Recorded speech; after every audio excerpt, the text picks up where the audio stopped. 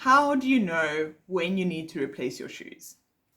Unfortunately, there's no satisfying answer to that question. If you run a lot, you start to get a second sense about these things. A few weeks ago, I got the feeling that my New Balance 1080s needed replacing.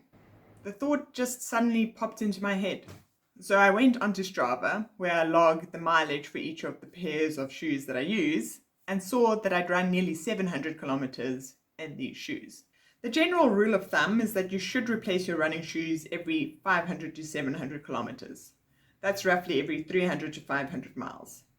This, of course, depends on the type of shoe you're wearing, the type of running you do, and your running gait. Let's take my 1080s as an example. These are my road runners, and my local climate is pretty temperate. This means I'll probably get better mileage from them than someone who is running on rough terrain or very hot asphalt. The 1080s are also designed as a high mileage daily trainer, made for long distance running. It's a durable shoe, and most runners should expect to get a full 700 kilometers to 500 miles out of them without seeing too much breakdown in the cushioning or the upper. This means that I have to replace them less often than my RC Elite racing shoes, which will probably have a max life of around 300 kilometers to 200 miles. Additionally, while my running gait is not very asymmetrical or prone to a lot of pronation, I do land quite heavily when I run. This means that I tend to replace my running shoes more quickly than someone who weighs 60 kilograms and has perfect running form. So how did I know that I had to replace my shoes? What was this unconscious sense that I had gotten? In the last couple of high mileage weeks in my last training block, my feet were taking strain. My arches were tired and these little muscles on the side felt overworked. While subtle, the fatigue just felt out of proportion to the training load. In general, new and unexplained aches and pains, especially when you are feeling the pain on both sides, can mean that it's time for new shoes. In the past, I have felt shin splinty pains when my shoes have worn out. I don't usually get shin splints, so when I feel them, it's like this little red flag that maybe my shoes need to be replaced. Also, when the bottom of my feet get really sensitive in that brush burn friction type of way, that usually means that my shoes are either very new and need to be worn in or very old and need to be replaced. Sometimes you can actually feel the lack of shock absorption that indicates that you need a new pair of shoes.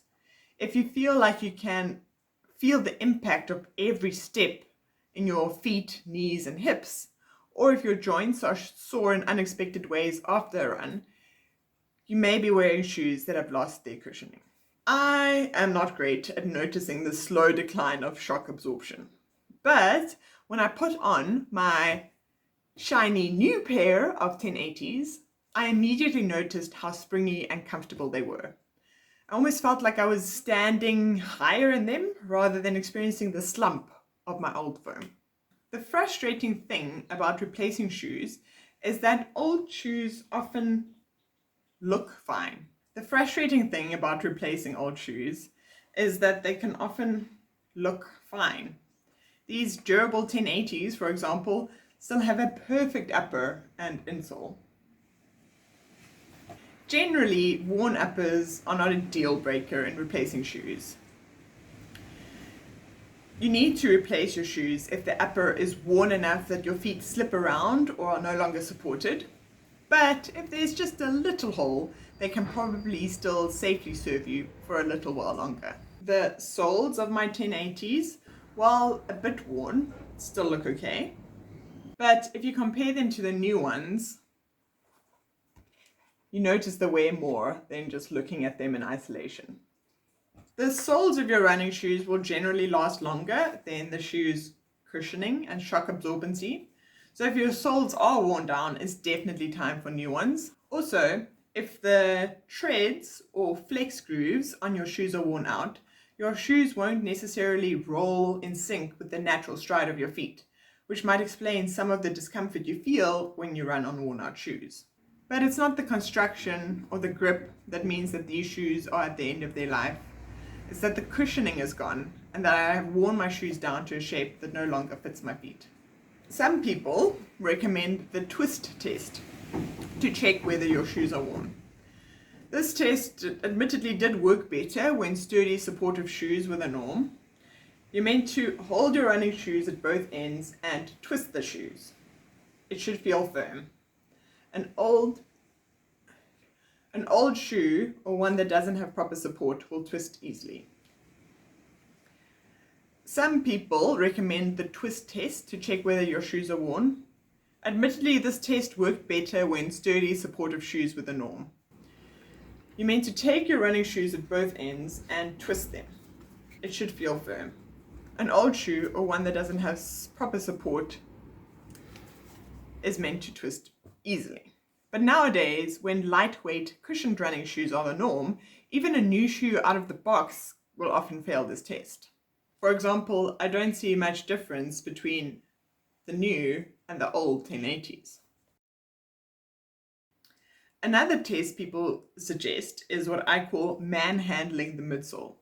If you press your thumb into the midsole and it feels tough rather than slightly spongy, it means that the cushioning has compressed and no longer offers proper support. For my 1080s, I don't think the midsole test is that useful either. Both the new and the old midsole feel about the same. If you've made it all the way through this video and you still don't know if you should replace your shoes, there is one fairly foolproof way. Compare them to new shoes. If you are a fairly serious runner, you may have another pair of running shoes that you rotate out. If you plan this well, you can buy your alternate pair halfway through the life of the original pair. That way, they can serve as a reference for you to notice when your old pair needs to be replaced. My Ons, for example, only have around 200 kilometers on them. Before replacing the 1080s, I noticed myself unconsciously choosing to run in the Ons instead of the 1080s. If you can notice a big difference between the newer pair, it's probably time to replace the older pair. But Laura, running shoes are expensive. I don't have an alternate pair. Don't worry, there's still a way for you to compare your shoes. You just have to wear your old shoes to a sports store. Keep the old shoe on your right foot. Then put a new shoe on your left foot. What do you feel? Bonus points if it's the same model as your old shoe, but a comparison to any new shoe should highlight issues in support and shock absorption fairly clearly. So it's definitely time to retire this pair of 1080s. It's always a sad moment to retire a pair of shoes. I feel the need to thank them. They've served me well, supported me when I've been down and up and down again, been there in rain and shine, given me hours of fun. I have a relationship with these shoes. This isn't that unusual. Dr. Chloe Carmichael, a clinical psychologist in New York, explained that saying thank you can help you get rid of your belongings because it sidesteps the ideas that you have to disavow this thing. If you are having trouble getting rid of something, there's a chance that it was because it was connected to your identity in some way.